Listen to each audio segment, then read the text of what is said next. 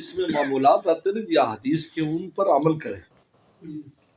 تو حدیث شریف میں آتا ہے کہ آپ نے صحابہ سے فرمایا کہ 3 بار قل اللہ صبح شام پڑھے، قل اللہ 3 بار قل بالفلق قل بالناس، تینوں قل صبح شام 3 بار پڑھے تو انسان پر کوئی چیز اثر انداز نہیں ہوگی.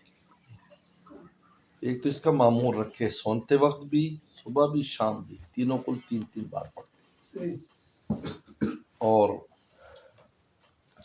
دوسرا یا قہارو یا وہابو، چھوٹا سا جملہ ہے، بڑے ہمارے حضرت والا نے دیا تھا حکیم اختر صاحب کہ ان کو اپنے ورد میں رکھے، 1 تسبیح 2 تسبیح 3 تسبیح جی پڑھ لیا کرے بس. تو ہم ان معمولات کا، اور بھی آیت الکرسی جیسے حدیث میں آتا ہے ہر نماز کے بعد پڑھنا، سونے سے پہلے پڑھنا، تو انشاءاللہ اس کی برکت سے ایسی چیزیں اگر ہوتے بھی ہیں تو آہستہ آہستہ ختم ہو جاتی ہیں، اور یا ہے کہ وہ حفاظت ہوتی ہو، اثر ہی نہیں ہوتا. تو یہ خود ہی انسان اگر کوئی معمولات کرے تو انشاءاللہ اس کی برکت سے سب ٹھیک رہتا ہے.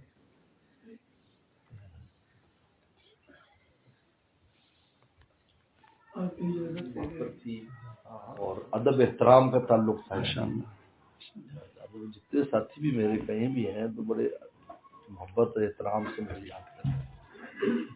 طالب علم میں ہم صوفی مشہور تھے اللہ وہ کہتے تھے بھائی سارے ادھر جاتے تھے لیکن یہ بزرگوں کے پاس جاتے تھے، چھٹی والے دن وہ حضرت کے پاس جا رہے ہیں، ڈاکٹر عبدالحی صاحب کے پاس جا رہے ہیں، مفتی رشید صاحب وہ جا رہے ہیں. وہ ایک مولانا سے بڑے مولانا صاحب وہ ملے، کہتے ہیں ہم اس وقت کہتے تھے یار ان کو کوئی کام نہیں ہے، بس چھٹی میں بھی جائے ادھر ادھر بزرگوں میں بھاگ رہے ہیں. کہ آپ سب میں آتا ہے یار تم لوگوں نے تو صحیح کچھ لوٹ لیا ماشاءاللہ. اگر ہم بھی کراچی میں رہتے ہیں، ہمارے مقتدی آپ کے عقیدت مند زیادہ ہے، ہمارے اتنے کہ آپ. میں نے کہا بھائی وہ ایک وقت تھا تو اس وقت مشقت بھی تھی جانے میں کیونکہ اتنی سہولتیں نہیں تھیں، لیکن یہ کہ الحمدللہ اللہ کا بہت شکر ہے. یہ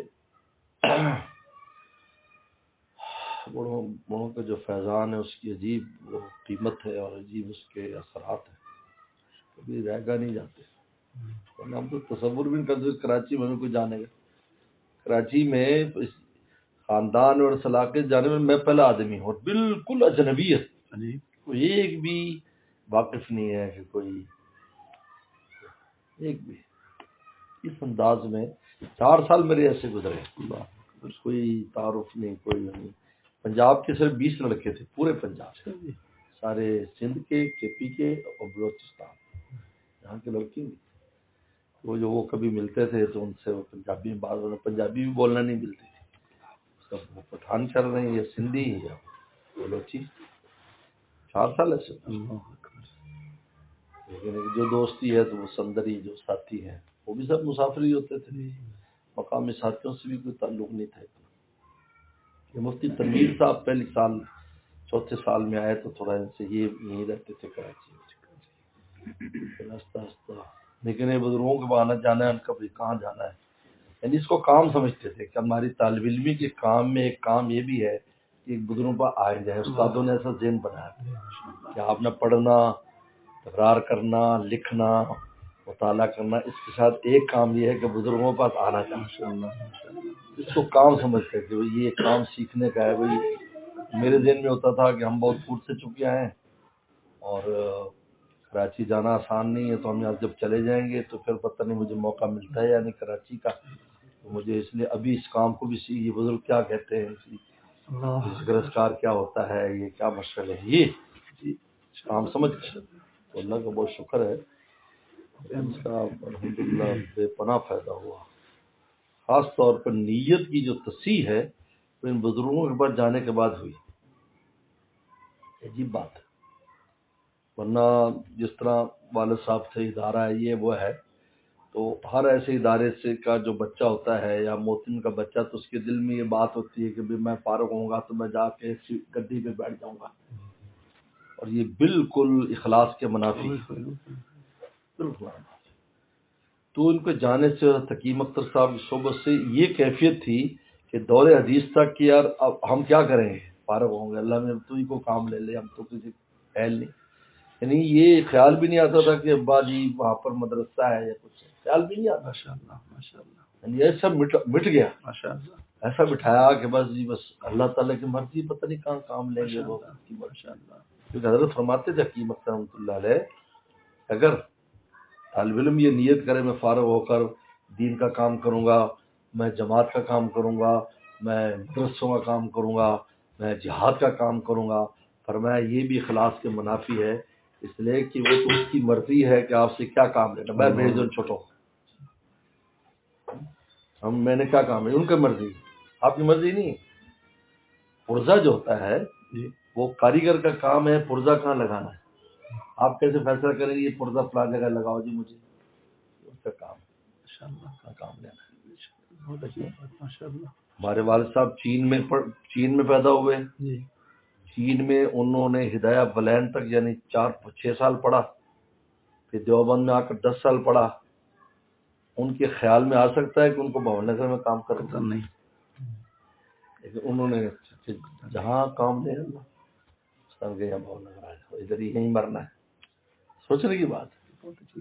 یہ ہمیشہ فرماتے تھے کہ دیکھو اخلاص پیدا کرو، تو اس کی برکت یہ ہوئی کہ ہمیں بالکل ایسا وہم وسوسہ بھی نہیں ہوتا تھا کہ کیا بنے گا۔ لیکن پھر یہاں آ گئے، والد صاحب نے کہا واپس آ جاؤ یہاں، ٹھیک ہے ٹھیک ہے جو کہ پھر والد صاحب کے اخلاص دیکھے، والد صاحب کے ساتھ میں نے 4-5 سال کام کیا، ان کی زندگی میں ہے یار۔ وفات سے 2 مہینے پہلے والد صاحب نے شورا کا، یہ شورا ہے مدرسے کی، شورا کا اجلاس بلایا، سب بڑے بڑے لوگ تھے۔ اس اجلاس میں حضرت والد رحمۃ اللہ علیہ نے ان سب سے کہا، شورا بڑی، یہ اس کمرے میں تو پورا اللہ منڈی کے حاجی علم الدین وغیرہ اور یہ رو رفیع اور یہ بڑے بڑے لوگ تھے اس میں، حاکمانی حضرات سب۔ اور سب میں دیکھو میں نے 50 سال ادھر کام کیا اس مدرسے میں، میں یہ نہیں کہتا کہ میرے بیٹے کو موتم بناؤ، نہیں، تم جس کو چاہے موتم بنا دو، میں استعفیٰ دیتا ہوں، مجھ سے کام نہیں ہوتا، اور میرے بیٹے کو مدرس رکھو ادھر، تاکہ میرا جو گھر والے ہیں وہ ادھر رہیں، کیونکہ انہوں نے 50 سال ادھر گزارے ان کی اماں نے، ایسا نہ ہو کہ وہ پھر یہ کہاں لے کے کہاں جائے گا یہ کو لے کر، یعنی ان کو یہ تھا وہ میرے ذمہ تھی اماں بھی، یعنی بعد میں یعنی اماں میرے پاس اس کو رہنا ہے، یہ کہا، حیران ہو گئے سارے۔ بڑے بھائی افسران صاحب بھی تھے اس اجلاس میں، تو محمد خان صاحب بڑے سمجھدار آدمی ہیں، جو ہمارے اس وقت محمد خان خاکوانی صاحب ہمارے صدر ہیں، منصاف رجسٹری ادھر دو، مولانا کوئی معتم نہیں ہوگا، مولانا جلیل ہوں گے، اس لیے کہ ہم نے 3-4 سال دیکھا ہے ان کو، انہوں نے جس اخلاص سے اور محنت سے کام کر رہے ہیں، ہر طبقے میں تعلیم یہ وہ، اور مدرسے کا روابط یہ وہ، جس طرح انہوں نے پورے بحال کیے ہیں، یہی ہوگا۔ ادھر لاؤ میں لکھتا ہوں، آپ کی رائے نہیں لیں گے ہم، اور لکھ کر سب کو کہا دستخط کرو اس پر۔ خان صاحب تھے، انہوں نے سب کو سب نے، یعنی ان کا دیکھو 50 سال کام کر کے بھی ان کے دل میں کہ میرا بیٹا کوئی سیٹ لینے نہیں چاہیے، مدرس بن جائے، مدرس رکھو تاکہ یہاں پڑھاتا رہے، میرے خاندان میں آ رہے۔ یہ سب اس کی برکت ہے، یہ جو آج جو کام ہو رہا ہے نا، جی نہیں اپنے ملتان کے، یہ قطیر آباد میں رہتے ہیں،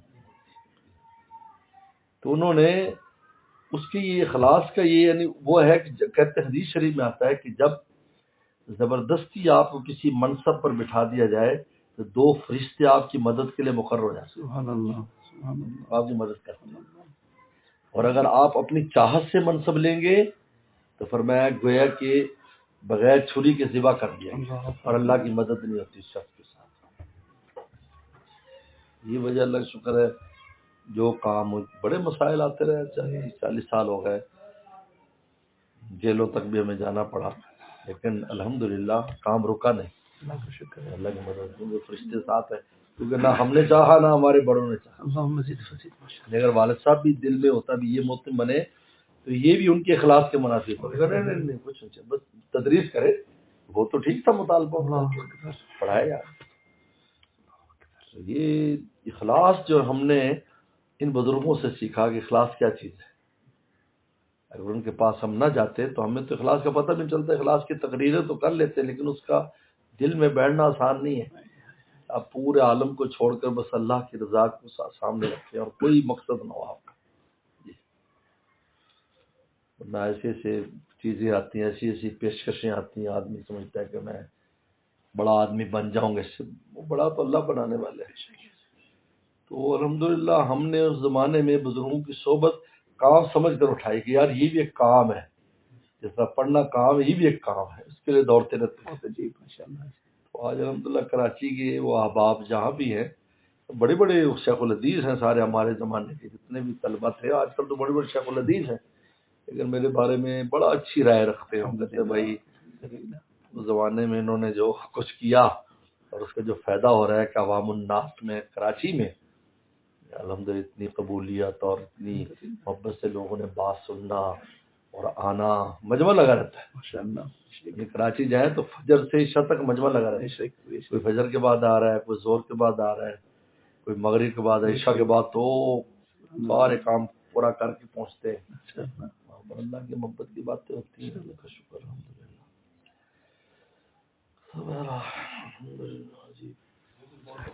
جی تجربہ ہے. ہمارے دادا مرشد شاہ ابرار الحق صاحب فرماتے تھے کہ 3 طرح سے علاج شروع کرے مریض کا. جسمانی علاج شروع کرے وہ بھی سنت ہے. نمبر 2 صدقہ اور دعا. نمبر 3 دم وغیرہ. تینوں کرے. جب تینوں چیزیں ملتی ہیں تو جلدی مریض کھڑا ہو جاتا ہے. اور واقعی میں اس پر تجربہ کراتا ہوں لوگوں کو, بہت فائدہ ہو جاتا ہے. کیونکہ صدقے کا اہتمام کرو, دعا کا بھی, دم وغیرہ کراتے رہو اور ساتھ اپنا جو جسمانی علاج ہے بھی کراتے رہو. اللہ آپ کو شفا دے, عافیت نصیب فرمائے. میں دعا پڑھتا سب آمین کہو. جو یہ سمجھے کہ دنیا میں میری مرضی چلے گی, جب اللہ کی مرضی چلے گی تو وہاں ضد کس بات کی. ٹھیک ہے نا. ضد کا مطلب آپ کہتے نہیں بس جیسے میں چاہتا ہوں. میں اور آپ خدا تو نہیں, میں تو آپ بندے.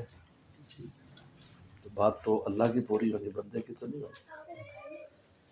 دنیا کر بسم اللہ الرحمن الرحیم 7 دفعہ پانی پہ دم کر کے پیا کرو. اس کو نا 7 دفعہ بسم اللہ دم کر کے پانی پہ دم کر لے یا والدین کر کے دے, انشاءاللہ ٹھیک ہو جائے.